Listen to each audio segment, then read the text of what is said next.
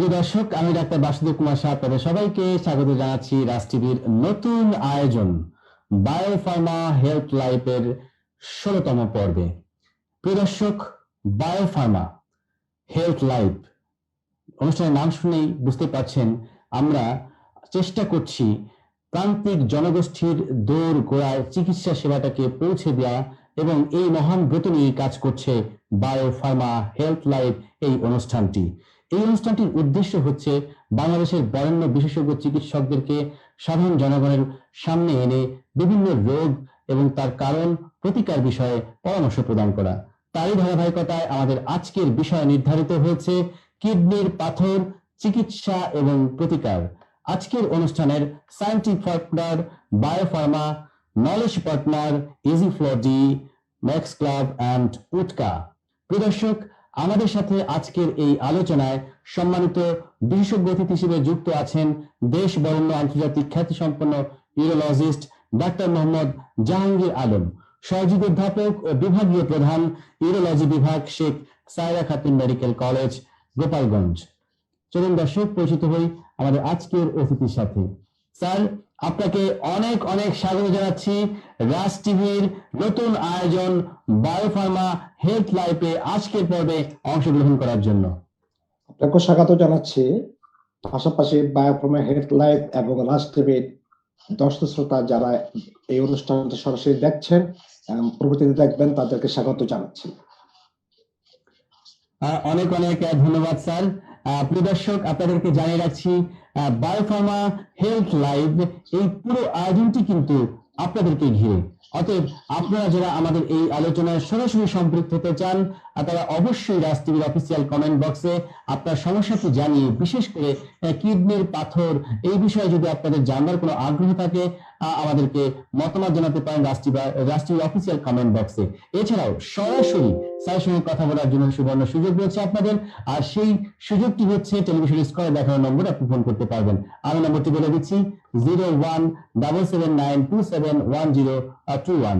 এই অনুষ্ঠানটি একযোগে সম্প্রচারিত হচ্ছে রাজ টিভির অফিসিয়াল কমেন্ট বক্সে, অফিসিয়াল ফেসবুক পেজে এবং বায়োফার্মা লিমিটেডের অফিসিয়াল পেজে এই অনুষ্ঠানটি সরাসরি সম্প্রচারিত হচ্ছে।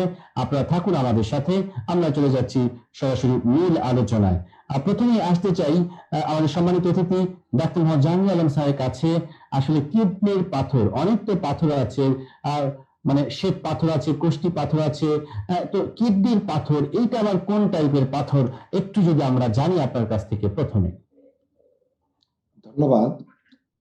এই প্রশ্নটা অনেকে মনে জাগে যে পাথর আমাদের জন্য, অনেকে প্রশ্ন করে যে স্যার এই পাথর কি রাস্তা পাথরের মতো, এই প্রশ্ন করে। তো আপনি সেই প্রশ্নটা করলেন এবং সেটা দর্শক শ্রোতাদের অভিব্যক্তি নিয়ে প্রশ্ন করলেন। হ্যাঁ, কিডনি পাথর এক ধরনের পাথর, তবে কতগুলি সাবটাইপ আছে কিডনির পাথরের মধ্যে, যেমন ক্যালসিয়াম গ্রুপ আর নন ক্যালসিয়াম গ্রুপ আমরা ব্রডলি ডিভাইড করি এইভাবে। আর এইভাবে আমরা যেভাবে বলি যে অক্সালেট গ্রুপ, তারপরে phosphate, uric acid, urate and cystine, এই কয়েক রকমের কিডনিতে পাথর হতে পারে। অনেক অনেক ধন্যবাদ স্যার। আমরা মোটামুটি প্রিয় দর্শক জেনে গেলাম যে আসলে পাথর, এই পাথর সে পাথর নয়, এটি হচ্ছে আমাদের মানব দেহের ভেতরেই কিছু উপাদান রয়েছে, যে উপাদান থেকে কিন্তু পাথর উৎপন্ন হচ্ছে। আমরা সেই জায়গাটাতে একটু আসতে চাই প্রিয় দর্শক, যে কিভাবে আমাদের শরীরের মধ্যেই পাথর হচ্ছে। স্যার, একটু যদি আমাদেরকে বলেন, এই যে ক্যালসিয়াম অক্সালেট, ক্যালসিয়াম ফসফেট, আপনি কয়েকটি পদার্থের নাম বললেন, তো এগুলো কিভাবে আলটিমেটলি পাথর হিসেবে কিডনির মধ্যে মানে অবস্থান করছে, এই mechanism of formation of stone in kidney একটু যদি আমাদেরকে বুঝিয়ে বলেন। ধন্যবাদ আপনাকে। এটা আমি, যেহেতু আমাদের সাধারণ দর্শক শ্রোতা দেখছেন, তাদের বোঝার সুবিধার্থে আমি খুব সিম্পলি করে কথাটা বলছি। একটা নাইডাস থাকে, নাইডাস ছোট বিচির মতো বা কোনটা কণার মতো।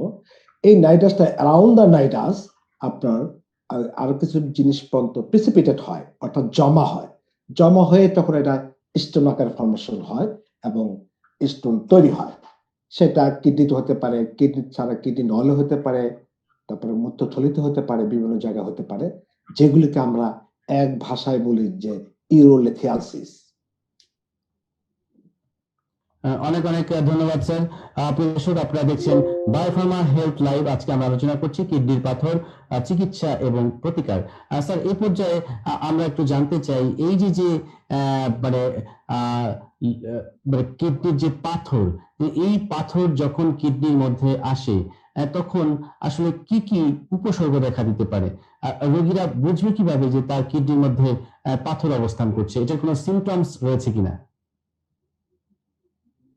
ধন্যবাদ আপনাকে। আমি এই সিমটমস গুলিতে যাওয়ার আগে, যেহেতু আমাদের আজকে টপিক হলো যে চিকিৎসা এবং করণীয়। করণীয় যখন বলা হবে সেটার প্রতিরোধ কিভাবে করা হয় সেটা, সেজন্য পাথর কেন হয় আমি সংক্ষিপ্ত আকারে একটু বলে নিচ্ছি, তারপর আপনার লক্ষণগুলোতে যাচ্ছি। যে পাথর হওয়ার মেডিকেল সায়েন্সে অনেক চিকিৎসার মতো, অনেক চিকিৎসার বিজ্ঞানের অনেক রোগের মতো এখনো পাথর হওয়ার প্রকৃত কারণটা অজানা। তবে কিছু ফ্যাক্টর আছে যেগুলি পাথর হতে সহায়তা করে।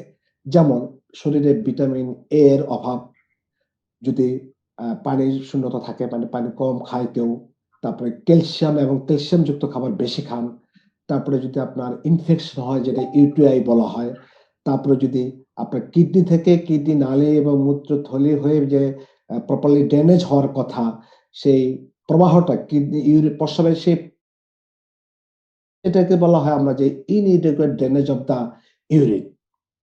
আর ইনফেকশনের তো জানেন যেটা ইউটিআই বলা হয়, সবাই যেটা জানে ইউরিনারি ট্র্যাক্ট ইনফেকশন ইউটিআই। তো এগুলির মূল মুগ্ধ ভাষায় সংক্ষিপ্ত আকারে যে এই পাথর হওয়ার কারণ। এখন আপনি যে প্রশ্নটা করেছিলেন যে রোগীরা কিভাবে বুঝতে পারবে যে তার পাথর হয়েছে, খুবই গুরুত্বপূর্ণ প্রশ্ন। কারণ হয়েছে, যদি রোগীরা জানতে পারে যে এই লক্ষণগুলি হলে আমার চিকিৎসকের নিকট যাওয়া প্রয়োজন এবং কোন চিকিৎসকের নিকট যাবে, তাহলে যে সুবিধা হয়। সেই জন্য আপনাকে এই প্রশ্নটার জন্য অত্যন্ত ধন্যবাদ দিচ্ছি আমি। তো লক্ষণগুলির মধ্যে প্রথমে যেটা আমরা বলবো, ব্যথা, প্রস্রাবের সাথে রক্ত যাওয়া, প্রস্রাবের ইনফেকশন এবং খাদ্য ও পরিপাকতন্ত্রের আপসেট। এবার আমি একটু ডিটেইলস বলছি। এই ব্যথাটা সাধারণত টিপিক্যালি যেটা হয় রাত্রেবেলা অথবা খুব আর্লি মর্নিং এ, যখন পেশেন্ট শুয়ে থাকে বা রেস্টে আছে, ওই সময় ব্যথাটা শুরু হয়। ব্যথাটা কোথায় শুরু হয়? শুরু হয়, আমি যেমন বিভিন্ন চ্যানেলে বলে থাকি কিডনির অবস্থানটা সহজে বোঝার জন্য, আমাদের পেটের উপরি অংশ অর্থাৎ যে খাঁচাটা আছে তার জাস্ট পিছনে মেরুদণ্ডের ২ পাশে ২ টা কিডনি থাকে। এই জায়গাটাতে ব্যথাটা শুরু হয়। ব্যথাটা শুরু হয়ে এখানেই থাকতে পারে। কখনো, কখনো এটা আপনার রেডিয়েট করে পেটে বা তার নিচে গ্রহিণে চলে আসতে পারে। এই ব্যথার নেচারটা কিরকম হয়? ব্যথাটা কখনো ডাল এক বলে। অর্থাৎ ওখানে থেমে থেকে থেমে, থেমে ব্যথা হয়। কখনো, কখনো প্রচন্ড ব্যথা হয়। এত ব্যথা হয় যে পেশেন্ট রোগীরা বিছানার উপর গড়াগড়ি যায়। যেটাকে আমরা মেডিকেল ভাষায় বলি যে রোলিং ওভার দ্য বেড, বিছানায় গড়াগড়ি যাওয়া। এই হলো ব্যথা সম্বন্ধে কথাবার্তা। তারপর হলো যে বললাম যে প্রস্রাবের সাথে রক্ত যাওয়া, যেটাকে আমরা হেমাচুরিয়া বলি। সেটা গ্রস হেমাচুরিয়া হতে পারে, মাইক্রোস্কোপিক হেমাচুরিয়া হতে পারে। গ্রস হেমাচুরিয়া হলো যেটা পেশেন্ট নিজে চোখে দেখে, এসে বলে যে স্যার আমার প্রস্রাবের সাথে রক্ত যাচ্ছে। আর মাইক্রোস্কোপিক হেমাচুরিয়া হলো পেশেন্ট দেখবে না, কিন্তু আমরা যখন ইউরিনটা টেস্ট করতে দিব, মাইক্রোস্কোপ এক্সামিনেশন, সেখানে আরবিসি বা লোহিত কণার উপস্থিতি পাই, তখন আমরা বলতে পারি যে এটা হেমাচুরিয়া, যেটাকে আমরা বলি মাইক্রোস্কোপিক হেমাচুরিয়া। তো ব্যথা এবং হেমোচুরিয়া, এরপর আসলে ইনফেকশন, যেটা আমি কারণের মধ্যে বলেছিলাম, এখানে উপসর্গের মধ্যে বলছি। ইনফেকশন, সেটা রিকারেন্ট ইনফেকশন হয়, বারে বারে ইউরিনারি ট্র্যাক্ট ইনফেকশন হয়। ইউরিনারি ট্র্যাক্টটা আমি দর্শক শ্রোতাদের সুবিধার্থে আবার বলে নিচ্ছি রিলেট করার জন্য, যে হলো কিডনি নল থাকে, যার কাজ হলো করবে মূত্রথলিতে, একটা মূত্রথলি থাকে। সেখানে নির্দিষ্ট পরিমাণ প্রস্রাব জমা হওয়ার পর পেশেন্টের প্রস্রাব করার আর্জ ফিল করে, তখন প্রস্রাব করে তারা। প্রস্রাব যে বের হওয়ার যে রাস্তা, সেটা হলো ইউরেথ্রা। তো এই জিনিসটা কিডনি, কিডনি নল, মূত্রথলি এবং ইউরেথ্রা এর যেকোনো জায়গায় যদি ইনফেকশন হয়, সেটাকে বলা হয় ইউরিনারি ট্র্যাক্ট ইনফেকশন। তো কিডনি পাথর যদি থাকে, এরকম বারবার ইনফেকশন হয়, তো রোগী কিভাবে বুঝবে তার ইউটিআই হয়েছে? খুবই সহজ জিনিস। সেটা এটা অনেকেই জানে যে প্রস্রাবে জ্বালা যন্ত্রণা হবে, ঘন ঘন প্রস্রাব আসে, প্রস্রাবের সাথে একটা ফাউল স্মেলিং হয়, দুর্গন্ধ হয়, প্রস্রাবের সাথে কখনো কখনো পুঁজের মতো যায়। সর্বশেষ যেটা বলেছিলাম, গ্যাস্ট্রিক আপসেট বা ইন্টেস্টাইনাল আপসেট, অর্থাৎ পাকস্থলীর কিছু আপসেট, সেগুলি যেমন ক্ষুধামন্দা, বমি বমি ভাব অথবা বমি হয়ে যায়। তো এই হলো গিয়ে লক্ষণগুলো আর কি। তবে কখনো কখনো আবার দেখা যাচ্ছে যে কোনো লক্ষণ নেই, অন্য কোনো কারণে একটা এক্স-রে করতে গিয়ে এবং বা আল্ট্রাসাউন্ড করতে গিয়ে পাথর পাওয়া যায় কিডনিতে, সেটাকে বলে আমরা ইনসিডেন্টাল ফাইন্ডিংস।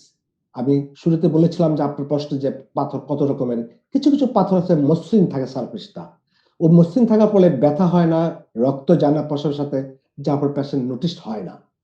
আর কিছু থাকে এবং হেমাচুরি হয়, যার ফলে ডাক্তার শরণাপন্ন হয়।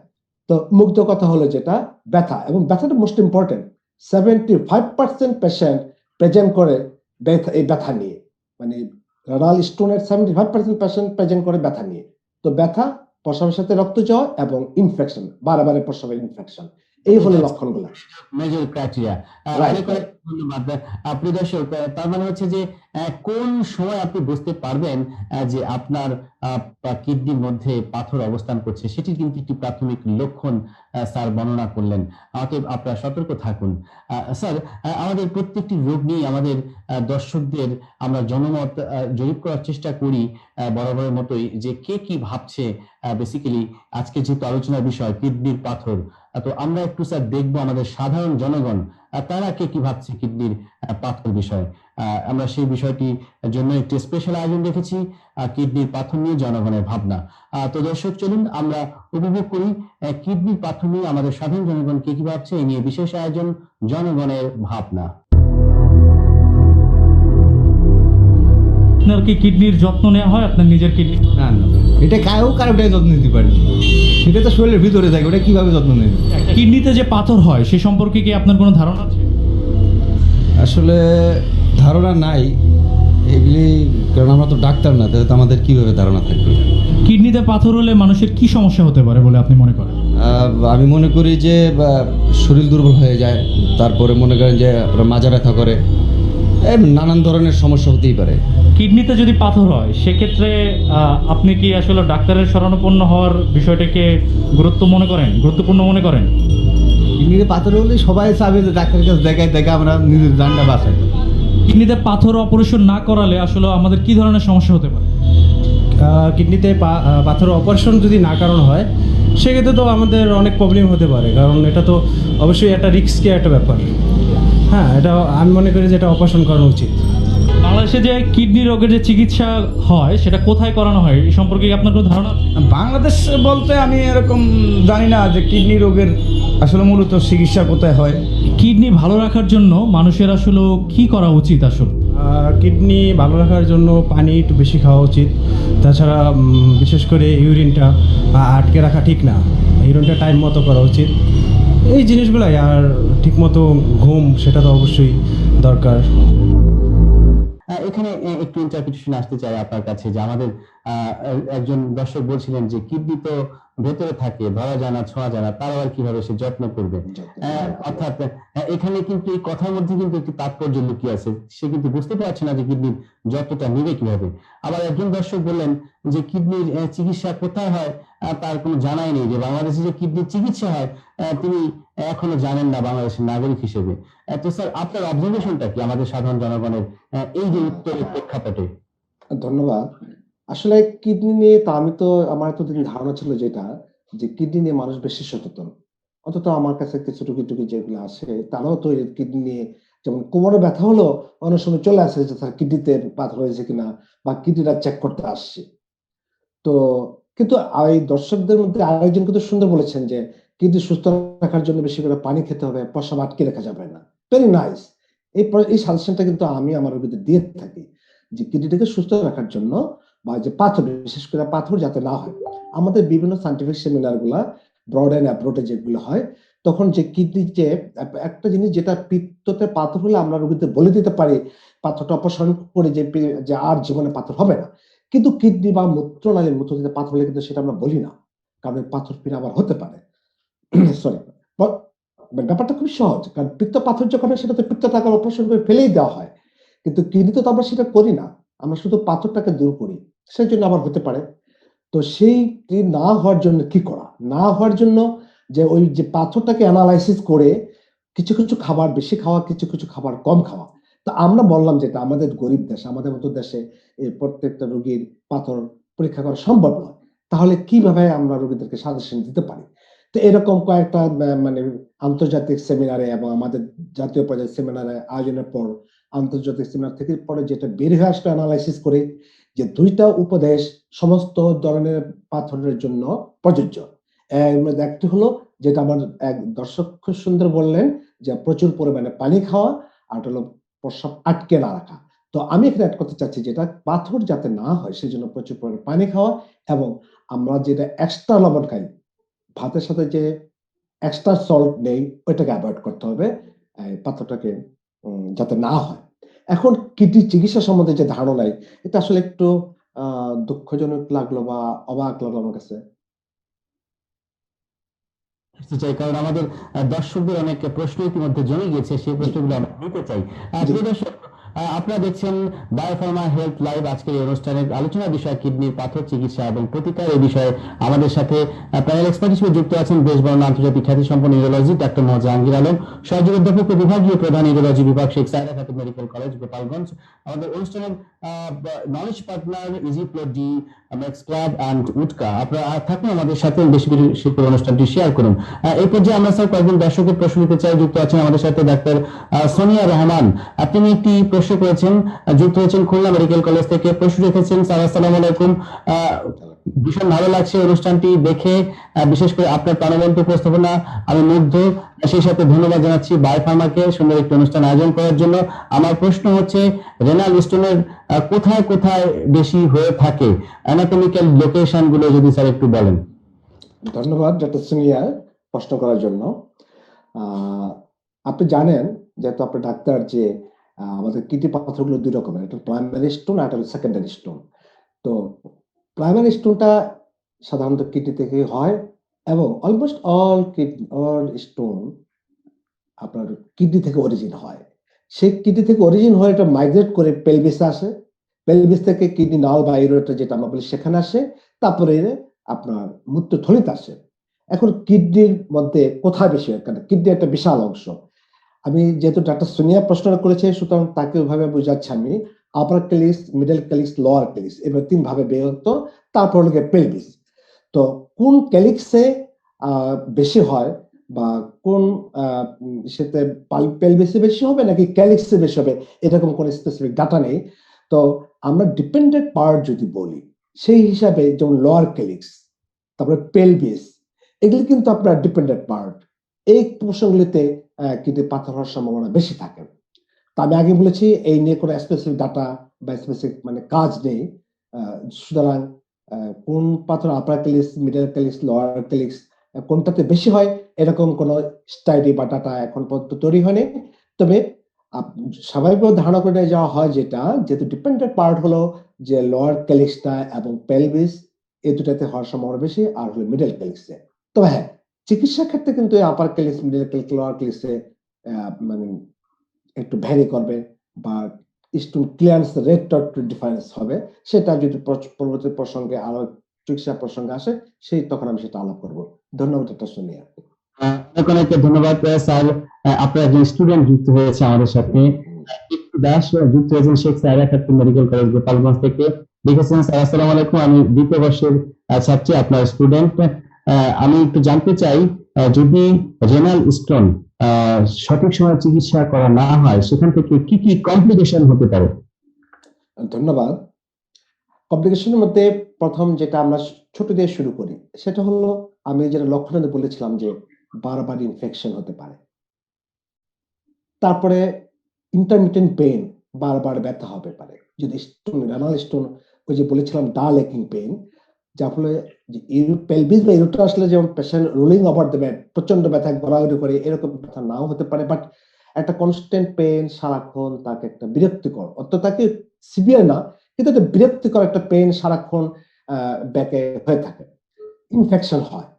তারপরে মাইক্রোস্কোপিক হেমাচুরিয়া হয়ে পেশেন্ট অ্যানিমিয়া ডেভেলপ করতে পারে। আর লাস্টলি যেটা হয় আমি শুরুতেই বললাম যেটা ছোট্ট দিয়ে শুরু করি লাস্টলি, যেমন তুমি জানো যেটা ফসফেট ভ্যারাইটি যেটা ট্রিপল ফসফেট ওটা সাসপিসিয়েন্টলি স্মুথ থাকে যার ফলে পেশেন্টের পেইন হয় না, প্রসবের সাথে রক্ত যায় না, ডাক্তার কাছে যায় না, বা অন্য কোনো প্রয়োজনে সে চিকিৎসা নিকট জানে, ধরা পড়ে বিশাল বড় স্টোন হয়ে গেছে, এবং সেই স্টোন কিডনির ফাংশন অনেকটুকু ডিটেক্ট করে দিয়ে কিডনির ফাংশনটাকে ইম্পেয়ার করে দেয়। তারপরে যদি চিকিৎসকের শরণাপন্ন হয় বা ধরা পড়ে যে একটা পাথর এরকম আনট্রিটেড হয়ে যাচ্ছে বা নেগলেক্টেড হয়েছে, তখন আমরা কিডনির ফাংশনটা কতটুকু আছে, স্প্লিট রেনাল ফাংশন, সেটা দেখি। লাকিলি যে ইভেন 10% ফাংশনও যদি থাকে, সেক্ষেত্রে যদি আমরা পাথরটাকে অপসারণ করে দিই, কিডনি তার কাজ ফিরে পাবে। বাট 10% নিচে যদি চলে যায়, তাহলে সেই কিডনি আর ফিরে আসবে না। সেক্ষেত্রে অপশন থাকে যে নেফ্রেক্টমি করে দেওয়া। ধন্যবাদ। আমরা স্যার একজন দর্শকের প্রশ্ন নিতে চাচ্ছি, টেলিফোনে যুক্ত হয়েছেন দর্শক। প্রিয় দর্শক কে আছেন আমাদের সাথে? স্বাগত বায়োফার্মা হেল্পলাইন অনুষ্ঠানে, আপনার পরিচয় দিয়ে প্রশ্নটি করুন। জি, আমি মিরপুর থেকে আশিক বলছিলাম। দেখছি আজকে প্রোগ্রামটি ভালো লাগছে, নতুন প্রোগ্রাম বায়োফার্মা হেল্পলাইন। শুরুতে বায়োফার্মাকে ধন্যবাদ জানাই যেমন একটি প্রোগ্রাম আয়োজন করার জন্য। আর যেহেতু আজকে টপিকটা কিডনির পাথর নিয়ে, আমার যে প্রশ্নটি, আমরা অনেক জায়গায় শুনতে পাই যে কিডনির পাথর থেকে মুক্তি পাওয়া যায় শুধুমাত্র লেবুর রস খেয়ে। এটা আসলে কতটুকু সত্য? ধন্যবাদ প্রিয় দর্শক। স্যার কি উত্তর থাকবে? লেবুর রস হ্যাঁ, মানে এটা কি উনি বলছেন প্রতিরোধের জন্য নাকি প্রতিকার? না, উনি উনি উনি লিখেছেন, মানে বললেন যে উনি শুনেছেন যে লেবু কিডনির পাথর হয় না। আচ্ছা আচ্ছা আচ্ছা আচ্ছা, উনি শুনেছেন যেটা আসলে এখানে একটা আমি ওই যে কিডনিতে পাথর হওয়ার কারণগুলি তো আপনি জিজ্ঞেস করেন না, লক্ষণগুলি জিজ্ঞেস করেছিলেন। তার কারণগুলি বলতে গিয়ে আমি সংক্ষেপে কিছু বলেছিলাম। ওর মধ্যে আমাদের ইউরিনের যে আপনার উপাদানগুলো আছে প্রস্রাবের, এর মধ্যে সাইট্রেট নামে একটা কিন্তু উপাদান আছে। এই সাইট্রেট যদি পরিমাণে কমে যায়, তাহলে আপনার স্টোন প্রিসিপিটেট হয়ে বা স্টোনকে প্রিসিপিটেট হতে সহযোগিতা করে। তবে দর্শক যেটা বলেছেন, যেহেতু লেবুতে আপনার সাইট্রেট থাকে, সাইট্রিক অ্যাসিড যেটা, সেই সেন্স হয়তো বলেছেন যে কি বলে কি লেবুর রস খেলে পাথর হবে না। তো ওদিক থেকে চিন্তা করলে মোটামুটি ঠিক আছে, সাইট্রিক অ্যাসিড, কারণ যে সাইট্রেটের ডেফিসিয়েন্সিতে কিন্তু পাথরটা হওয়ার সম্ভাবনা থাকে। বাট বেসিক্যালি যেটা হলো পাথর না হওয়ার জন্য যেটা করণীয়, এটা অলরেডি আমি মেনশন করেছি যে অ্যাকচুয়াল কারণ তো জানা যায়নি, তারপর কিছু কিছু কেন হয় সেই কারণগুলো আমি বলেছি। এখন যাতে প্রিভেনশন, প্রতিরোধ বা করণীয় যেটা, সেটা হলো আপনাকে পর্যাপ্ত পরিমাণ পানি খেতে হবে, এবং আমরা যে একটা আমাদের অনেকের একটা বাজে অভ্যাস আছে, খাবারের মধ্যে আমরা যে এক্সট্রা সল্ট নেই, মানে আলাদা যেটা খাবার মধ্যে নেই, সেটি নেওয়া যাবে না। ধন্যবাদ আপনাকে। অনেক অনেক ধন্যবাদ প্রিয় দর্শক আমাদের সাথে যুক্ত থাকবার জন্য। অনেকেই ইতিমধ্যে কমেন্ট বক্সে মতামত জানিয়েছেন, আমরা তাদের নামগুলো মেনশন করছি। যুক্ত আছেন আমাদের সাথে মোহাম্মদ একি আজাদ, থ্যাঙ্কস জানিয়েছেন। আমিনুল হক পিয়াস একটি প্রশ্ন রেখেছেন, কিডনিতে প্রথমবার পাথর হলে সেটা যদি নিজে নিজে চলে যায়, পরে কি আবার পাথর হতে পারে? আমিনুল হক পিয়াসের প্রশ্নের উত্তরটি আমরা আশা করছি। ধন্যবাদ এবং পিয়াসকে অনেক ধন্যবাদ। এটা ইনভেরিয়েবলি এরকম আমরা পাই, যেমন গতকাল আমি এরকম পেয়েছি একটা পেশেন্ট আসলো, যেটা তার মাস 6 বা 7 আগে, এখন নিয়ে আসছে ব্যথা নিয়ে আসার পরে আমি যখন প্রশ্ন করতে তাই যে নিজে থেকে বললো যে স্যার আমার 7 মাস আগে প্রস্রাবের সাথে পাথর গিয়েছে। তো আমি তখন স্বাভাবিকভাবে এটাকে বলে ক্যালকুরিয়া, ওই লক্ষণগুলি যখন বলেছিলেন আমি একটা মিস করেছি যে ক্যালকুরিয়া কিন্তু একটা লক্ষণ থাকে, অর্থাৎ প্রস্রাবের সাথে পাথরের টুকরা যাওয়া। যদি এরকম কারো হিস্ট্রি থাকে এবং ব্যথা নিয়ে আসে, আপনি ধরে নিতে পারেন যে এই পেশেন্টরা আবার কিডনি পাথর হয়েছে আনটিল প্রুভ আদারওয়াইজ। তো আমি যথারীতি ওই পেশেন্টটাকে একটা প্লেন এক্সরে করতে দিলাম, পরে দেখা গেল যে হ্যাঁ, তার বাম কিডনিতে মিডল পুল ক্যালিক্সে একটা স্টোন ধরা পড়েছে। তো ওই দর্শকের পিয়াসকে ধন্যবাদ যে হ্যাঁ, পাথর আবার হতে পারে, এবং এই যাদের এরকম লক্ষণ থাকবে যে ছোট পাথর করার মতো যায়, তাদেরকে মাঝে একটু চেক আপ করা। এই চেক আপটা খুব বেশি ব্যয়বহুল না, একটা প্লেন কিডনি ওটা ব্লাড রিজন করলে কিন্তু ধরা পড়ে, কারণ কিডনি পাথরের 90% হলে গিয়ে আপনার রেডিও ইম্প্যাক্ট, অর্থাৎ কিডনি এক্সরে বোঝা যায়। ধন্যবাদ দর্শক আপনাকে। আমরা দেখতে পাচ্ছি আমাদের সাথে টেলিফোনে আর একজন দর্শক যুক্ত হতে চাচ্ছে। প্রিয় দর্শক কে আছেন আমাদের সাথে? আপনাকে স্বাগত বায়োফার্মা হেলথ লাইফে আজকের আয়োজনে। আপনার পরিচয় দিয়ে প্রশ্ন করুন এবং কোন অঞ্চল থেকে আমাদের অনুষ্ঠানটি দেখছেন। হ্যালো, আসসালামু আলাইকুম। ওয়ালাইকুম আসসালাম। আমি সোহাগ বলছিলাম। হ্যাঁ, সোহাগ জেলা থেকে। কোথা থেকে? সাতক্ষীরা জেলা থেকে। সাতক্ষীরা জেলা থেকে। আচ্ছা সোহাগ, অনেক অনেক ধন্যবাদ। শুধু সাতক্ষীরা থেকে আমার সমস্যা হচ্ছে প্রস্রাবের সাথে রক্ত যায়। আপনার বয়স কত? 22। সমস্যাটা কি আপনার নিজের? ও, আপনার সমস্যা। স্যার, কি ধন্যবাদ ধন্যবাদ দর্শক আপনাকে, যে কিডনিতে প্রস্রাবের সাথে রক্ত যাচ্ছে কিডনি পাথর কিনা। প্রস্রাবের সাথে রক্ত যাওয়া কিডনি পাথর একটা কারণ, কিন্তু এই প্রস্রাবের সাথে রক্ত যাওয়ার অনেক কারণ থাকতে পারে, যার জন্য আমি যেমন আরেকটা প্রোগ্রামে এই যে প্রস্রাবের সাথে রক্ত যাওয়া মানে হেমোচিনিয়া যখন ডিসকাশন করেছিলাম, সেক্ষেত্রে বলেছিলাম যে এটাকে গুরুত্ব দিতে হবে, কিন্তু আবার ওয়ারিড হলে চলবে না। কারণ সিম্পল প্রস্রাবের ইনফেকশনের জন্য প্রস্রাবের সাথে রক্ত যেতে পারে, আপনার পাথরের জন্য রক্ত যেতে পারে। পাশাপাশি আপনাকে মনে রাখতে হবে যে খারাপ রোগ অর্থাৎ কিডনিতে ক্যান্সার, কিডনি নলে ক্যান্সার, মূত্রথলিতে ক্যান্সার, প্রস্টেট ক্যান্সার, এসব কারণে রক্ত যেতে পারে। তবে আপনার যে বয়স, আমার বিশ্বাস আপনার এই বয়সে এটা হয় প্রস্রাব ইনফেকশনের জন্য অথবা পাথরের জন্য। এই দুটার বেশি হওয়ার কথা না, আনলাইকলি। সিম্পলি আপনি একটা ইউরিন রুটিন টেস্টটা করেন, আর একটা প্লেন এক্সরে কিডনি আর একটা bladder region plain x ray KB করান, you will get your result যে কি হলো আপনি জানতে পারবেন। অনেক অনেক ধন্যবাদ সোহাগ। আমার মনে হয় যে আপনি ভয় পাবেন না, আপনি একজন ইউরোলজিস্টের পরামর্শ গ্রহণ করুন এবং সেই সাথে স্যার যে পরীক্ষাগুলোর কথা বলেন সেগুলো একটু করিয়ে একজন ইউরোলজিস্টকে দেখাবেন নিশ্চয়ই।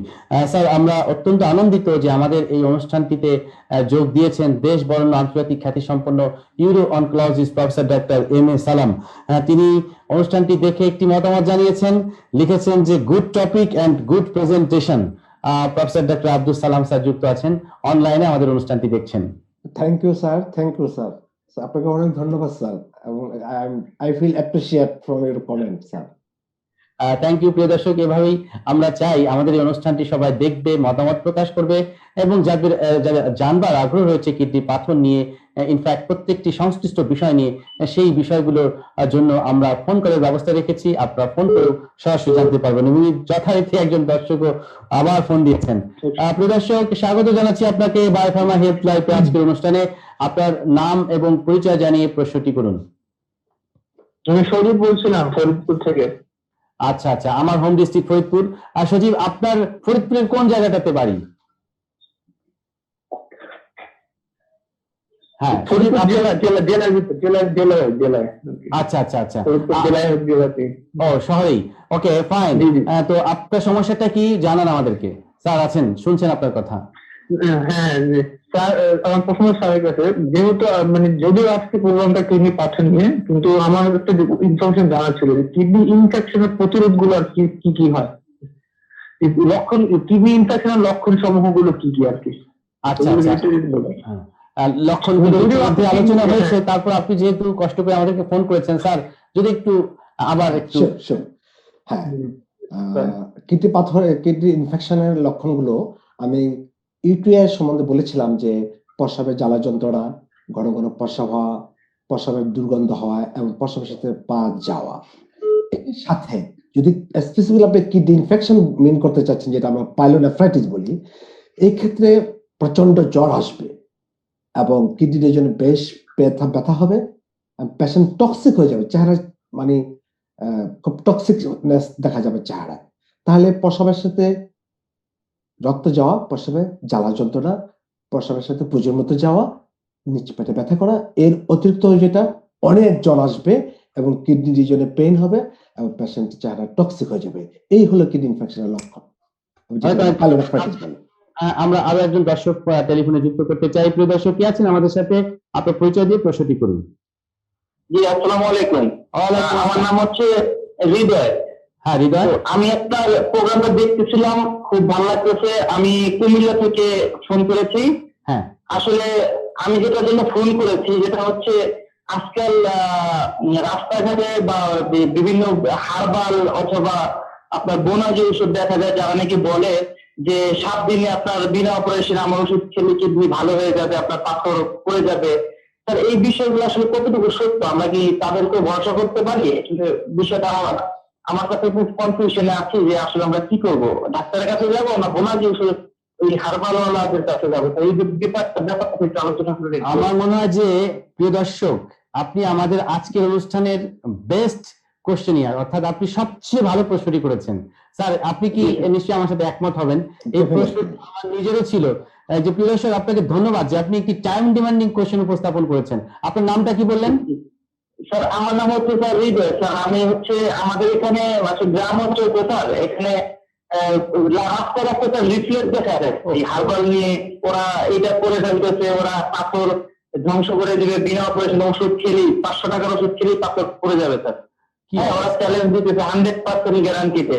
এখন স্যার আসলে এটা কি ক্ষতিকর নাকি আসলে এই কাজটা হয় স্যার, এই ব্যাপারগুলো আমরা খুবই স্যার কনফিউজ। আমরা গ্রাম অঞ্চলের মানুষ স্যার ধোকায় পড়ে, বা এটা আসলে সত্য কিনা, বা সবাই তো স্যার ওদের পিছনে ছুটছে স্যার। না না, আসলেই আপনি কিন্তু চমৎকার একটি প্রশ্ন করেছেন স্যার। আপনি যদি ব্যাখ্যা করেন হৃদয়ের প্রশ্নের। হৃদয়, তোমাকে অনেক ধন্যবাদ। কারণ হয়েছে যেটা আমাদের সঞ্চালক বলেছিলেন যে টাইম ডিমান্ডিং প্রশ্ন, শুধু এই কিডনি পাথর না, এরকম বিভিন্ন অসুখ নিয়ে এক ধরনের প্রতারক চক্র অথবা মানুষকে বিভ্রান্তি করে টাকা লুটে নিচ্ছে। আসলে কি, এখন প্রশ্ন হতে পারে যে কেউ কেউ তার ওষুধ খেয়ে, আমার সামনে আবার অনেকে এরকম বলে যে স্যার ওর ওষুধ খেয়ে তো স্যার পাথর পড়েছে। এখন কিছু কিছু পাথর আছে যে সমস্ত পাথরগুলোর size 2 millimetre, 3 millimetre, 4 millimetre, 5 millimetre, ওইসব পাথরগুলো কিন্তু এমনি চলে যাবে, ওটার জন্য কোনো ওষুধ খাওয়া লাগবে না। আমরা কি করি, যখন যদি পেশেন্টের ব্যথা থাকে একটা অ্যান্টিবায়োটিক দেই, ব্যথার ওষুধ দেই, আর বলি বেশি করে পানি খান এবং জল্টিং মুভমেন্ট, একটু জগিং করতে বলি, এতে কিন্তু পাথর চলে যায়। এখন এই জিনিসটাকে ওরা পুঁজি করে হয়তোবা ওটা বলতেছে। আপনার ওকে বলেন তো একটা 3 সেন্টিমিটার বা 5 সেন্টিমিটার বা 2 সেন্টিমিটার পাথর ওইভাবে আপনার চ্যালেঞ্জ সহকারে চিকিৎসা করতে পারে কিনা, তাহলে বলে দেন যে আমাদের বিদ্যা আমরা ছেড়ে দেব। তো আমি দর্শককে যেটা বলবো, ওদের কথা বিভ্রান্ত হবেন না। আপনার হ্যাঁ, আমাদের ইউরোলজিস্টের সংখ্যা সারা দেশে এখনো খুবই কম। তারপরও যে প্রত্যন্ত অঞ্চল থেকে আপনার প্রশ্নটা করেছেন, অ্যাটলিস্ট তো ওই এলাকা আপনার ওই এলাকায় না হোক, অন্তত কয়েক মাইলের মধ্যে আপনার একটা হেলথ কমপ্লেক্স আছে, বা ওখানে এমবিবিএস ডাক্তার আছে, বা জেনারেল প্র্যাকটিস ওনারা আছে, ওনাদের শরণাপন্ন হবেন। কখনো এইসব ধোঁকাবাজদের শরণাপন্ন হবেন না। ধন্যবাদ দর্শক আপনাকে একটা অত্যন্ত মূল্যবান প্রশ্ন করার জন্য। অনেক অনেক ধন্যবাদ প্রিয় দর্শক। আমরা এভাবেই চাচ্ছি যে যে ভুল যে ধারণাগুলো আপনাদের মধ্যে রয়েছে, যে অপচিকিৎসার শিকার আপনারা হচ্ছেন জেনে না জেনে, সেই জায়গাগুলো কিন্তু অবসান ঘটানোর চেষ্টা করছে বায়োফার্মা হেলথ লাইফ। কারণ হচ্ছে যে আমরা চাই এমন একটি লাইফ, যে লাইফটি হবে হেলদি লাইফ। আর সেই প্রত্যাশা নিয়েই কিন্তু আমরা এই অনুষ্ঠানটি বিনির্মাণ করে যাচ্ছি। আপনারা আমাদের সাথেই থাকুন, এবং যারা ইতিমধ্যে যুক্ত হয়েছেন তাদেরকে বলবো বেশি বেশি করে আপনার ফেসবুক থেকে অনুষ্ঠানটি শেয়ার করুন, তাহলে এই ভুলগুলো সংশোধন হবে, মানুষ জানতে পারবে। আপনাদেরকে জানিয়ে রাখছি আমাদের আজকের আয়োজনে সায়েন্টিফিক পার্টনার বায়োফার্মা লিমিটেড, আমাদের নলেজ পার্টনার ইজি4ডি, ম্যাক্স ক্লাব অ্যান্ড উটকা। আমরা আরো কিছু দর্শকের প্রশ্ন উত্তর গ্রহণ করব ডক্টর মোহাম্মদ জাহাঙ্গীর আলম স্যারের কাছ থেকে। আমাদের সাথে যুক্ত হয়েছেন বিউটি আক্তার সাথী, তিনি ঢাকা মেডিকেল কলেজ থেকে যুক্ত হয়েছেন। লিখেছেন, স্যার কিডনির স্টোন নির্ণয় করার জন্য প্লেন এক্স রে কেইবির ছাড়া আর কি কি পরীক্ষা আমরা সাজেস্ট করতে পারি? ইনভেস্টিগেশন। ধন্যবাদ। এই ফাইনাল ইয়ারের ক্লাসের সময় বলি এবং আমার ইন্টার্ন ডাক্তারদের রাউন্ডের সময় বলি, 4টা পরীক্ষার কথা বলে দিই আমি, যে ইউরোলজি যে কোনো রোগ ডায়াগনোসিস জন্য 4টা পরীক্ষা করতে। একটা হলো urine for routine microscopic culture sensitivity, plain X-ray kidney ureter bladder region, ultrasonogram of the kidney and bladder region, kidney ureter bladder region এবং সিরাম ক্রিয়েটিনিন। ব্যাখ্যা করে দিচ্ছি একটা, তার আগে তোমার প্রশ্নের জবাবটা দিয়ে নিচ্ছি আমি। সেটা হলো যে আমি বলেছিলাম যে রেনাল স্টোন 90%, কেউ কেউ বলে 95% রেডিও ওপেক, অর্থাৎ প্লেন এক্স-রেতে তাহলে ধরা পড়বে। হ্যাঁ, তারপরে তো 5% বা 10% আছে যেটা এক্স-রে ধরা যাবে না। সেক্ষেত্রে এভিডেন্স হলো আমরা অনেক সময় সহযোগিতা নেই আল্ট্রাসোনোগ্রামে। Ultrasonogram kidney ureter bladder region, কখনো কখনো সেই আল্ট্রাসোনোতে আমরা স্টোন পেয়ে যাই। যদি না পাই, কিছু এভিডেন্স পাই, কি সেই এভিডেন্সটা হাইড্রোনেফ্রোসিস ডেভেলপ করে। স্টোন হয়তো বলতে পারে যে স্টোন আছে, বাট পেশেন্টের কিডনিতে পানি জমেছে, দ্যাট ইজ হাইড্রোনেফ্রোসিস ডেভেলপ করেছে, সেটা বলে। এই ক্ষেত্রে তুমি একটা আইভি ইউজিত করাও। যদি রেডিও লোসেন স্টোন হয়, তাহলে ওটা একটা ট্রান্সফিউশন হিসাবে আসবে। ওখানেও পাওয়া গেল না, এসকিউটি ফাংশনটা দেখা হলো। সেক্ষেত্রে এটা আমরা অনেক সময় পরীক্ষায় প্রশ্ন করে থাকি যে একসাথে পাওয়া গেল না, স্ক্যান অফ দ্য কিডনি ওটা ব্লাডার রিজিয়ন, তাহলে এই স্টোনটা ডায়াগনোসিস হয়ে যাবে যদি সেটা স্টোন হয়। ধন্যবাদ বিটু তোমাকে। তারপরে তুমি যেহেতু বলছো আরেকটা জিনিস হলো, এরপর আমাদের কনফিউশন থাকলো যে না স্টোন ডায়াগনোসিস হলো না, লাস্ট অফ অল যেটা আমরা করি আরজিপি এন্ড প্রসিড, অর্থাৎ রেট্রোগ্রেড প্যালোগ্রাম, এবং সেই অনুপাতে আমরা ফাইন্ডিংস অনুপাতে আমরা আগাই। ধন্যবাদ বিটু তোমাকে। অনেক অনেক ধন্যবাদ। আমরা স্যার একজন দর্শক, প্রবাসী দর্শক আমাদের সাথে যুক্ত হয়েছেন, কুয়েত থেকে যুক্ত হয়েছেন আমাদের সাথে, মোহাম্মদ ইকবাল করিম। তিনি লিখেছেন, স্যার আমি কুয়েত থেকে দেখছি, বায়োফার্মাকে ধন্যবাদ সুন্দর একটি অনুষ্ঠানে স্বনামধন্য চিকিৎসক ডাক্তার মোহাম্মদ জাহাঙ্গীর আলম স্যারকে ইনভাইট করার জন্য, এবং সেই সাথে ধন্যবাদ জানাচ্ছি রাজ টিভিকে সুন্দর একটি অনুষ্ঠানের আয়োজন করার জন্য। আমার প্রশ্ন হচ্ছে যে শিশুদের কি কিডনিতে পাথর হতে পারে কিনা? ধন্যবাদ একটা সুন্দর প্রশ্ন করার জন্য। কারণ কিডনি পাথরটা বলা হয় 4 to 6 ডিকেড অফ, মানে মোস্টলি হয় 4 to 6 ডিকেড, অর্থাৎ 40 থেকে 60 বছর বয়সে। কিন্তু আমি নিজের অনেক পেশেন্ট পেয়েছি যাদের 40 বছরের নিচে বয়স। তো শিশুদের কিডনিতে পাথর হয় কিনা, তো শিশুদের কিডনিতে পাথর যদি কনজেনিটাল কিছু অ্যানোমালি থাকে, কনজেনিটাল মেটাবলিজম অ্যানোমালিজম বলে এটাকে, কনজেনিটাল অ্যানোমালিজম, ওই সমস্ত ক্ষেত্রে হওয়ার সম্ভাবনা থাকে। বিশেষ করে ছোট বাচ্চাদের যেটা হয় ব্লাড আরেস্ট, মূত্রথলিতে পাথর হয়, এবং ওইটা নিয়ে সাধারণত এই পর্যন্ত আমরা বেশি রোগী পেয়েছি। বাচ্চাদের ওরা প্রসব করার সময় কান্নাকাটি করে এবং পেনিস ধরে টানাটানি করে, তখন দেখা যাচ্ছে আমরা ইউরিন টেস্ট করলাম না, এরকম কিছু পাওয়া যাচ্ছে, আমরা তো ইনফেকশন পাই, একটা এক্সরে করলে সুন্দর একটা পাথর জক করতেছে, একটা এক্সরে ধরা পড়ে। তো হ্যাঁ, সেই জন্য বললাম যে বাচ্চাদের পাথর হতে পারে।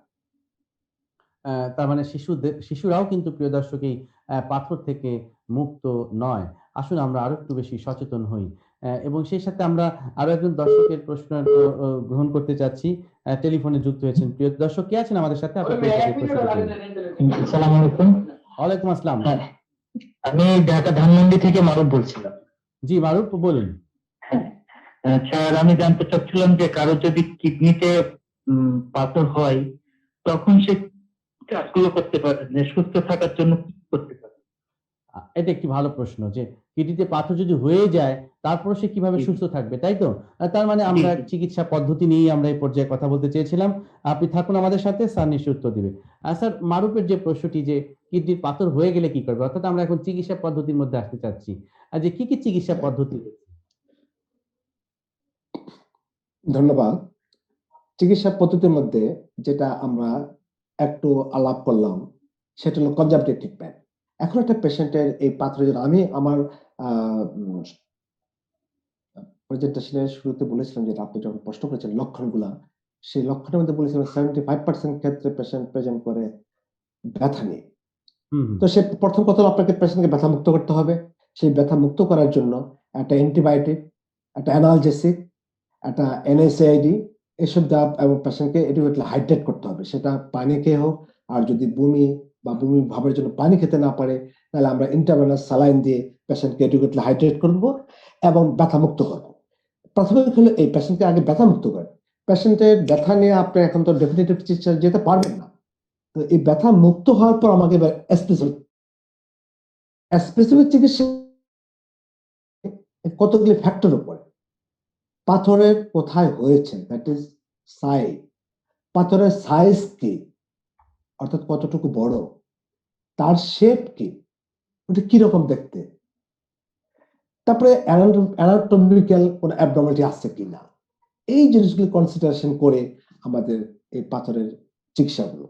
যদি আমরা সহজ করে বলে দিচ্ছি অপশনগুলো, ছোট পাথর হয় সেক্ষেত্রে কিছু করার প্রয়োজন নেই, বেশি করে পানি খাবে, একটা অ্যান্টিবায়োটিক খাবে, এবং জল্টিং মুভমেন্ট যেটা জগিং বলে, ওই জগিং মুভমেন্ট করবে।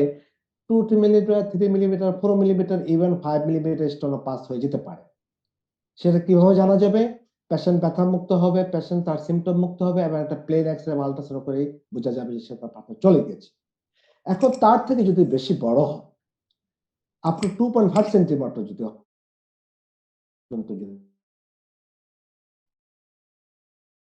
ESWL, that is extra corporeal shock lithotripsy. এটা খুব একটা সুন্দর পদ্ধতি। এখানে পেট কাটাও লাগে না, ইভেন কি ফোঁটা করাও লাগে না। আমাদের দেশে এখন ল্যাপারোস্কোপিক কোলেসিস্টেক্টমি এটা খুব জনপ্রিয়তা পেয়েছে। সেখানে কিন্তু 4টা ফোঁটা করা লাগে। কিন্তু এই যে ESWL বলা, পেশেন্টকে একটা নির্দিষ্ট পজিশন করে সিরাম নামে একটা মেশিন আছে, ওই মেশিন দিয়ে পাথরটাকে লোকেট করা হয়। লোকেট করার পর ওই পাথরটাকে ক্রাশ গুঁড়ো করে দেওয়া হয় এবং এই গুঁড়ো পাথরগুলো পেশেন্টের প্রস্রাবের সাথে চলে যায়। তার চেয়ে যদি বেশি বড় পাথর হয় তাহলে কি করা? সেই ক্ষেত্রে করা হয় যে PCNL বলা হয়, যে পারকিউটেনিয়াস নেফ্রোলিথেক্টমি। আমি এখানে আবারও রিপিট করতে চাচ্ছি যে আপনার ল্যাপারোস্কোপিক কোলেসিস্টেক্টমি খুব জনপ্রিয়তা পেয়েছে, কিন্তু ওখানে 4টা ছিদ্র করতে হচ্ছে, 4টা পোর্ট করতে হচ্ছে। কিন্তু এই পারকিউটেনিয়াস নেফ্রোলিথেক্টমি ইউজুয়ালি আমাদের একটা পোর্ট করলেই চলে। একটা পোর্ট দিয়ে আমরা ওই পাথরটাকে অপসারণ করে পারি। ছোট পাথর হলে ধরে নিয়ে আসতে পারি, অথবা এটাকে গুঁড়া করে আমরা পরে এটা ক্লিয়ার করে দিয়ে আসতে পারি। এবং এট দ্য সেম টাইম যেটা আমাদের সিআর মেশিন আছে, যে পাথরটা ক্লিয়ারেন্স হলে কিনা সেটা পর্যন্ত আমরা বুঝতে পারি। এবং আরো সুসংবাদ হলো যেটা, এই চিকিৎসাগুলো আমাদের বাংলাদেশে হচ্ছে, শুধু ঢাকাতে না, বিভাগীয় শহরগুলিতে হচ্ছে, এমনকি কোন কোন জেলায় হচ্ছে। সুতরাং এর জন্য দৌড়াদৌড়ি, এই দেশে সেই দেশে দৌড়াদৌড়ি কোনো প্রয়োজন নেই। আমাদের দেশের চিকিৎসকরা এই চিকিৎসাগুলো করতে পারেন এবং সুস্থ থাকতে পারে। ধন্যবাদ। অনেক অনেক ধন্যবাদ। আসলে এটি নিশ্চয়ই একটি ভালো সংবাদ প্রিয় দর্শক। কিডনি পাথরের চিকিৎসা বাংলাদেশেই হচ্ছে এবং আন্তর্জাতিক মানের চিকিৎসা দিচ্ছেন আমাদের দেশেরই ইউরোলজিস্ট বৃন্দ যারা চিকিৎসক রয়েছেন। স্যার আপনি একটু আগে বলছিলেন যে অ্যান্টিবায়োটিক এর কথা বলছিলেন, অ্যানালজেসিকের কথা, অ্যান্টি আলসারেন্টের কথা। সেই জায়গাগুলোতে অ্যান্টিবায়োটিক বলতে আমরা কোন অ্যান্টিবায়োটিকটা প্রিফার করব? এই জায়গাটিতে সেফ্রোক্সিম এবং ক্লাভুলোনিক অ্যাসিডের স্পেশালি ম্যাক্স ক্লাবের কোনো রোল রয়েছে কিনা? ধন্যবাদ। প্রথমত হলো যে আপনার অ্যান্টিবায়োটিকটা তো আসলে আমরা যে আমার ইনভেস্টিগেশন বলেছিলাম যে urine for routine microscopic culture sensitivity. ওই কালচার অ্যাকচুয়ালি নিয়ম হলো কি, কালচার সেন্সিটিভিটি রিপোর্ট দেখে যে কোন অর্গানিজম দ্বারা ইনফেকশন হয়েছে এবং কোন ড্রাগে এটা মোটামুটি সেন্সিটিভ, কোন ড্রাগে বেশি সেন্সিটিভ, সেই অনুপাতে আমরা অ্যান্টিবায়োটিক চুজ করব। বাট ব্লাইন্ডলি যখন আমরা দেই, কখনো কখনো ব্লাইন্ডলি যখন দেওয়া হয়, যে কারণ রিপোর্ট আসতে 3 দিন লাগবে, সেক্ষেত্রে আমরা সিপ্রোফ্লক্সাসিন গ্রুপের ড্রাগটাকে প্রিফার করি, কারণ এটা ভালো কাজ করে। তো এখন হচ্ছে সিপ্রোফ্লক্সাসিন গ্রুপের ড্রাগটা এভাবে এত মিস ইউজ হয়েছে, এত মানে ব্যবহৃত হয়েছে যে এটা রেজিস্ট্যান্স পাওয়া যায়। সেক্ষেত্রে পার্সোনালি আমি যেটা করি আর কি, আমার নিজের প্র্যাকটিসে ওই সেফিরোক্সিম এবং ক্লোভিনিক অ্যাসিড যেটা বললেন, যেটা ম্যাক্স ক্লাবের নামটা উল্লেখ করলেন আপনি, আমি আমার এই প্রিপারেশনটা আমি ব্লাইন্ডলি চয়েস করি। তারপরে আমি অ্যাকর্ডিং টু কালচারাল সেন্সিটিভিটি যদি দেখি যে হ্যাঁ রিপোর্টে এটাই সেন্সিটিভ আছে, তাহলে এটা আমি কন্টিনিউ করি। অথবা যদি দেখি যে না এটা রেজিস্ট্যান্স হয়ে গেছে, তখন আমি অন্য জায়গায় চলে যাই যে জায়গায় এটা সেন্সিটিভিটি আছে। তবে হ্যাঁ, আমার ব্যক্তিগত মতামত যেটা বলছি, আমি প্র্যাকটিক্যাল যেটা করি আর কি, অ্যান্টিবায়োটিকটা আমি সেফিরোক্সিম অ্যাসিড এবং ক্লোভিনিক অ্যাসিডের কম্বিনেশনটা অ্যাড করে থাকি, যেটা বায়োফার্মা আপনি ম্যাক্স ক্লাব নামে উল্লেখ করলেন, এই ড্রাগটি, এই ধরনের ড্রাগ আমি চয়েস করে থাকি। ধন্যবাদ। অনেক অনেক ধন্যবাদ স্যার। আমরা অনুষ্ঠানের একেবারে শেষ ভাগে চলে এসেছি, কিন্তু আমাদের দর্শকদের প্রশ্নের কোনো কমতি নেই। দর্শকরা প্রশ্ন করেই যাচ্ছে অনলাইনে। আমি আরো কিছু সিলেক্টিভ 2-1টি কোশ্চেন নিব। তার মধ্যে একটি প্রশ্ন আমার ভীষণ ভালো লেগেছে। একজন দর্শক লিখেছে, স্যার দীর্ঘদিন কিডনির পাথর থেকে ক্যান্সার হওয়ার কোনো সম্ভাবনা আছে কিনা? অনেকেই যে কোনো কিছু দীর্ঘদিন থাকলে চিন্তা করে বা সেখান থেকে ক্যান্সার হয়ে যাবে। খুবই সুন্দর। হুমায়রা আক্তার নোয়াখালী থেকে। রাইট, খুব সুন্দর একটা প্রশ্ন। হুমায়রা আক্তার নোয়াখালী থেকে। না, যেমন পিত্ত পাথর যদি দীর্ঘদিন থাকে, আনট্রিটেড থাকে, রেয়ারলি খুব কম হয়, তারপর কিন্তু মেলিগনেন্সি হতে পারে। কিন্তু কিডনি পাথরের ক্ষেত্রে সেটা পসিবিলিটি না, সেখানে পসিবিলিটি নেই যে ওইরকম ইটিউলজি নেই যে লং স্ট্যান্ডিং পাথর থাকা ফলে মেলিগনেন্সিতে রূপ নেয়। যেটা হয়, আমি আলোচনাতে বলেছিলাম, যেটা অনেক বড় হচ্ছে, দীর্ঘদিন দেখলে এটা থাকতে থাকতে পাথরটা অনেক বড় হয়ে যায়, বড় হয়ে যাওয়ার পরে কিডনির ফাংশনটাকে ইম্পেয়ার করে, তবে ক্যান্সার হওয়ার সম্ভাবনা থাকে না। অনেক অনেক ধন্যবাদ। আর একজন দর্শকের প্রশ্নটি এই কারণে নিব, এটি একটি ইন্টেলিজেন্ট কোশ্চেন। আমাদের সাথে যুক্ত হয়েছেন হারুনুর রশিদ। তিনি যুক্ত হয়েছেন চট্টগ্রাম থেকে। তিনি লিখেছেন, স্যার একই সাথে যদি দুটো কিডনিতে পাথর থাকে এবং সেটি যদি ওষুধের মাধ্যমে চিকিৎসা করা না হয়, অপারেশনের প্রয়োজন হয়, সেটি কি একসাথে করা যাবে নাকি একটি অপারেশন করার পর আরেকটি করতে হবে? ধন্যবাদ। এবং আপনি যেরকম বলেছিলেন যে ইন্টেলেকচুয়াল কোশ্চেন, আসলে এটা ইন্টেলেকচুয়াল কোশ্চেন। এবং এই ধরনের কোশ্চেনটা এই যে সালাম স্যারের কথা বললেন, স্যাররা আমাদেরকে এমএস ফাইনালে বা এফসিএস ফাইনাল পরীক্ষা জিজ্ঞেস করতেন। হ্যাঁ দর্শক, আপনার প্রশ্নের উত্তরটা হলো আপনার 2 কিডনিতে পাথর আছে। এখন এই 2 কিডনিতে পাথর আছে, যদি আপনার একটাতে ব্যথা থাকে যেটা ইন্ডিকেট করতেছে যেটা অবস্ট্রাকশন আছে, তাহলে ওই কিডনির পাথরটাকে আমরা আগে ডিল করব। আচ্ছা, যদি আপনার 2 কিডনিতে পাথর আছে বাট কোনো লক্ষণ নেই, সেক্ষেত্রে আমরা দেখবো যে কোন কিডনিটা কম্পারেটিভলি বেটার, সে বেটার কিডনিটাকে আগে চিকিৎসা করব। আবার দুটাতে সমস্যা আছে, আপনার 2 কিডনিতে সমস্যা আছে এবং দুটাতে ব্যথা হচ্ছে, সেই ক্ষেত্রে সিগনিফিক্যান্ট কোনটা বেশি ব্যথা হচ্ছে সেটাকে আমরা আগে ডিল করব। কোনো মতেই আমরা 2 কিডনি একসাথে ডিল করি না। দ্যাট ইজ দুটা ইউনিট বলে আমরা দুটার ইউনিট, এই দুটো ইউনিটকে একসাথে ডিল করি না। যেটা করি একসাথে একদিকের কিডনির পাথরটাকে অপসারণ করে ওখানে ডিজিস্টেন একটা দিয়ে আসি, এবং যে কিডনিটাকে আমরা এখন কাজ করলাম না ওই কিডনিতে একটা ডিজিস্টেন দিয়ে আসি। ধন্যবাদ দর্শক আপনাকে ইন্টেলেকচুয়াল প্রশ্ন করার জন্য।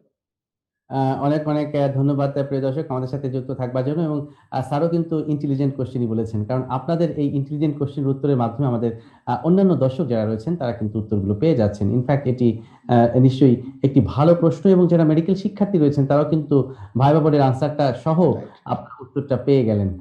অনেক অনেক ধন্যবাদ স্যার আপনার এই চমৎকার প্রাণবন্ত উত্তরের জন্য।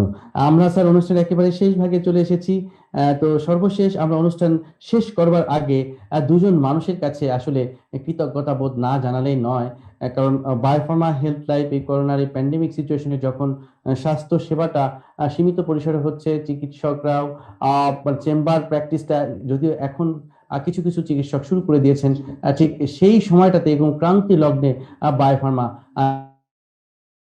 জনগণকে স্বাস্থ্য সচেতনতা করে এসেছে। এবং এই সচেতনতার কাজে যে দুটি মানুষ নিবিড়ভাবে পর্দার আড়ালে থেকে কাজ করেছেন, তার মধ্যে অন্যতম ডাক্তার লকিয়তুল্লাহ, এক্সিকিউটিভ স্যারকে অনেক অনেক ধন্যবাদ জানাচ্ছি এই চমৎকার একটি আয়োজন উপস্থাপন করার জন্য, এবং এর মাধ্যমে আমাদের প্রান্তিক জনগোষ্ঠীর মধ্যে স্বাস্থ্য সেবাটাকে ছড়িয়ে দেওয়ার জন্য। এবং সেই সাথে আজকের অনুষ্ঠানের প্রোগ্রাম সমন্বয়কারী হিসেবে যিনি ছিলেন Mohammad Abul Kalam Azad, assistant manager, product management department পরিবারের পক্ষ এরকম একটি চমৎকার আয়োজনে একজন যুগোপযোগী টাইম ডিমান্ডিং একজন এক্সপার্টকে প্রথম পর্বে আহ্বান জানানোর জন্য স্পেশালি থ্যাঙ্কস জানাচ্ছি ডাক্তার মোহাম্মদ জাহাঙ্গীর আলম স্যারকে এই অনুষ্ঠানে আমন্ত্রণ জানানোর জন্য। প্রিয় দর্শক, আমরা এই পর্যায়ে ধন্যবাদ জানাচ্ছি আমাদের আজকের অনুষ্ঠানের যে মধ্যমণি, আমাদের বক্তা, যেই বক্তা এতক্ষণ সুন্দর করে কিডনি পাথর নিয়ে আলোচনা করলেন, প্রথিতযশা ইউরোলজিস্ট ডাক্তার মোহাম্মদ জাহাঙ্গীর আলম স্যারকে, সহযোগী অধ্যাপক ও বিভাগীয় প্রধান ইউরোলজি বিভাগ Sheikh Sayera Khatun medical college Gopalganj. Sir আপনাকে অনেক অনেক ধন্যবাদ জানাচ্ছি আমাদের আজকের এই আয়োজনে যুক্ত হবার জন্য।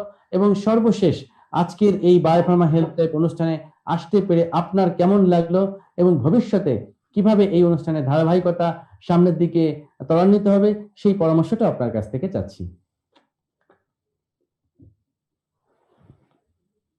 Sir please.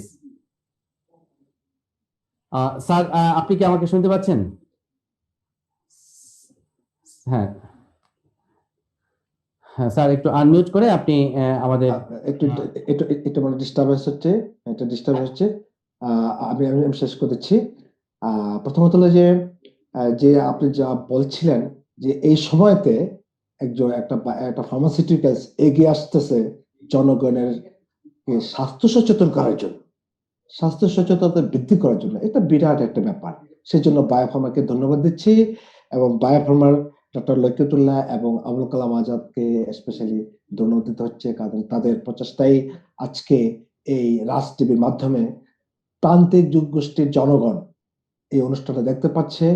এবং আমার খুব ভালো লাগছে যেটা আমি অনেকগুলি চ্যানেলে আপনার এই চ্যানেলও আর দুটা প্রোগ্রাম করেছিলাম, এছাড়া অনেকগুলি পোর্টাল টিভি এবং channel I, channel 24, Gazi TV, ATN news সহ আরো অনেকগুলি চ্যানেল আমি প্রোগ্রাম করেছি। আজকে দর্শক শ্রোতাদের এই স্বতঃস্ফূর্ত অংশগ্রহণ আমাকে খুবই আপ্লুত করেছে, এবং আমি খুবই আনন্দিত। এবং আমি এই জন্য বায়োফার্মাকে ধন্যবাদ দেবো এবং রাজ টিভিকে ধন্যবাদ দেবো যে তাদের নেটওয়ার্কটা বা তাদের প্রচারটা খুব সুন্দর হয়েছে বিধায় আজকে এতগুলো দর্শক শ্রোতা প্রশ্ন করেছেন। এবং আমার আরেকটু ভালো লাগছে যে আমার স্যার এবং বাংলাদেশের তথা এই উপমহাদেশ বললে ভুল হবে, ওয়ার্ল্ডের একজন প্রখ্যাত ইউরোলজিস্ট প্রফেসর এম এ সালাম স্যার যুক্ত হয়ে আমাকে যে অ্যাপ্রিসিয়েট করেছেন, আমি সেই জন্য কৃতজ্ঞতা বোধ করছি এবং রাজ টিভিকে এবং বায়োফার্মাকে ধন্যবাদ জানাচ্ছি এই আয়োজনের জন্য। পাশাপাশি যে সমস্ত দর্শক শ্রোতা অংশগ্রহণ করেছেন আপনাদেরকে অসংখ্য অসংখ্য ধন্যবাদ এবং ভবিষ্যতে আমরা আবারও হাজির হব নতুন কোনো টপিক নিয়ে। আপনারা একইভাবে সাড়া দিবেন, তাহলে আমরা উৎসাহ পাবো, বায়োফার্মা আনন্দিত হবে, রাজ টিভিও তাদের অনুষ্ঠান এই প্রচারটাকে সাকসেসফুল মনে করবে। এবং সবাইকে ধন্যবাদ জানিয়ে আমি এখানে শেষ করছি। আর আরেকটা কথা বলে বিদায় নিচ্ছি আমি যেটা আমি সব চ্যানেলে করে থাকি, যেহেতু করোনাকালীন সময় আমরা আগে করোনার সময় বিভিন্ন উপদেশ দিতাম, এখন একটা কথা বলে থাকি যেটা আমি গত জানুয়ারিতে চ্যানেল আই স্টুডিও থেকে প্রোগ্রামে বলেছিলাম, শুধু মাস্ক নিয়ে কথা বলা।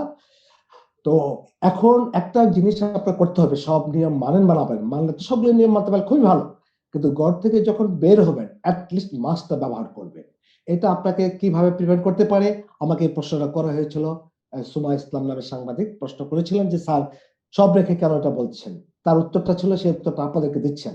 যদি মাস্ক পরা থাকে তাহলে অন্য যে পেশেন্ট আছে বা যার হাঁচি কাশি হচ্ছে ওর থেকে ডাইরেক্ট স্প্রেড করতে আপনার নাকে মুখে সেটা হতে পারতেছে না। পাশাপাশি আপনি যে হাত বিভিন্ন জায়গায় রাখছেন সেই হাতটা কিন্তু নাকে মুখে আপনি ইচ্ছা করে দিতে পারছেন না মাস্ক থাকার জন্য। আপনাকে মনে রাখতে হবে এই ভাইরাসের নিয়ে অনেক কন্ট্রোভার্সি থাকলেও একটা জিনিস নিয়ে এখনো কন্ট্রোভার্সি নেই, সেটা হলো এর রুট অফ এন্ট্রি, অর্থাৎ এটা ঢুকে শরীরে নাক মুখ এবং চোখ দিয়ে। সুতরাং এই নাক মুখকে যদি আমি মাস্ক দিয়ে প্রিভেন্ট করতে পারি, সেই প্রিভেন্ট করার পথ হলো মাস্ক ব্যবহার করা, হাত না দেওয়া। আর মাস্ক পরা থাকলে আপনার হাত ওদিন যাবেও না। সুতরাং ঘরের বাইরে বাইর হবেন যখন আপনি মাস্ক ব্যবহার করবেন। পাশাপাশি যারা করোনার জন্য টিকা নেওয়ার জন্য যোগ্য আপনার টিকা নিয়ে নেবেন এবং আপনি নিজে সুরক্ষা থাকবেন, দেশের প্রতি দায়িত্বশীল আচরণ করবেন। এই আহ্বান জানিয়ে আমি বিদায় নিচ্ছি। অনেক অনেক ধন্যবাদ স্যার, আপনার এই প্রাণবন্ত উপস্থিতি এবং চমৎকার কিছু পরামর্শ আপনি শেষ সময় দিলেন। এবং আপনার কথা অনুযায়ী আমি শেষ করতে চাই যে বায়োফার্মা হেলথ লাইভ অনুষ্ঠানের মাধ্যমে আমাদের টেকনাফ থেকে তেতুলিয়া, সুন্দরবন থেকে বান্দরবন প্রান্তিক জনগোষ্ঠীর দোরগোড়ায় যে স্বাস্থ্য সেবাটা পৌঁছে গিয়েছে, এটি সত্যি এক অনবদ্য ইতিহাস বাংলাদেশের স্বাস্থ্য ব্যবস্থাপনায়। আমরা চাই এই ধারাবাহিকতা বজায় থাকবে এবং পাশাপাশি আমাদের সাধারণ জনগণও অপচিকিৎসার বেড়াজাল থেকে বের হয়ে বিদেশি চিকিৎসার উপর নির্ভর না হয়ে আমাদের দেশের চিকিৎসকের কাছেই সহজ এবং সুলভ মূল্যে চিকিৎসা গ্রহণ করে সুন্দর একটি জীবন অতিবাহিত করবে, সেই শুভ প্রত্যাশা রাখছি। প্রিয় দর্শক, আপনাদের সবাইকে অনেক অনেক ধন্যবাদ জানাচ্ছি এবং সেই সাথে আমি ধন্যবাদ জানাতে চাচ্ছি আমাদের আজকের অনুষ্ঠানের সায়েন্টিফিক পার্টনার বায়োফার্মা লিমিটেডকে আমাদের সাথে এই আয়োজনে যুক্ত থাকবার জন্য, এবং ভবিষ্যতেও এই ধারা অব্যাহত থাকবে সেই শুভ প্রত্যাশা করছি। সবাইকে শুভরাত্রি। You are watching Raj TV, Jagorone, Bangladesh. Please subscribe.